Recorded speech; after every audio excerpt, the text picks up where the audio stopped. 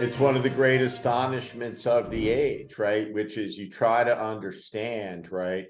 If the commanding officer of the Gerald Ford steaming in the Eastern Mediterranean acted like Donald Trump, for any contiguous period over 11 seconds, right? He'd be immediately relieved of command, right? I mean, any person in a position of responsibility, yet we have a person who, beyond any doubt, and even during the follow-on presidency, I think has remained the undisputed leading cultural figure in the United States now, for 7 years. And that's a long time, and it's done terrible, terrible, terrible damage, like a flesh-eating necrosis to the character. One more damage that your military, your scenario about Trump trying to seize power, and you asked at the beginning of the question, will the military obey him?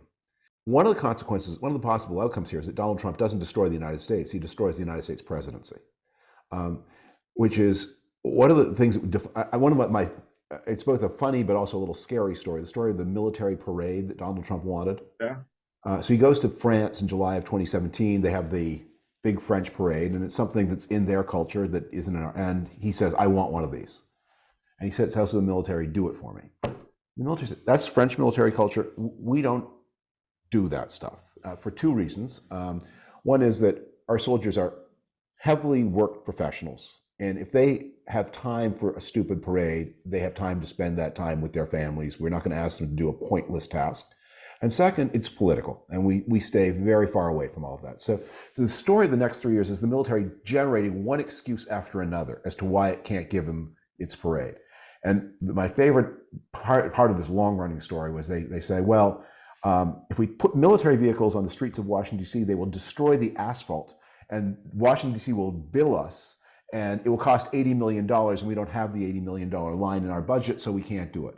So Trump then gets somebody to do a paper that says it won't cost $80 million, it will cost $8 million at most. And the military then leaks to the Washington Post the $80 million study that says, no, it won't be $8 million, it'll be 80, and we don't have budget, we can't show up.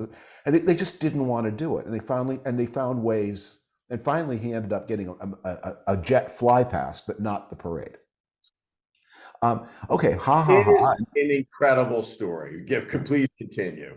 But on the other hand, it's kind of ominous that if the president of the United States, the commander-in-chief of the U.S. military, says, "Give me a parade," the military says, well, we'll need 3.5 years of planning just past the next election in order to deliver that. We're not going to do it, sir. We're not going to do it. Like, they have to do it, but they didn't do it. And that was a funny example. But in the second term, there are going to be more serious examples. What if the you're asking about Canada. One of the greatest crises in Canadian constitutional history happened during the Cuban Missile Crisis.